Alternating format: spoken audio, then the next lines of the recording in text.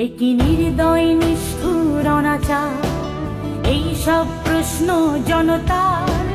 গণতন্ত্র কেন এই পথকে বেছে নিতে গিয়ে আমার নিজের পরিবারের সাথেও আমার 1 বছরের কোনো সম্পর্ক ছিল না।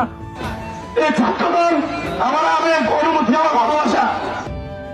আমাদের জীবন থেকে জীবনের সামাজিক, রাজনৈতিক, অর্থনৈতিক, সাংস্কৃতিক, পারিবারিক সকল জীবনকে আমাদের থেকে কেড়ে নেওয়া হয়েছিল।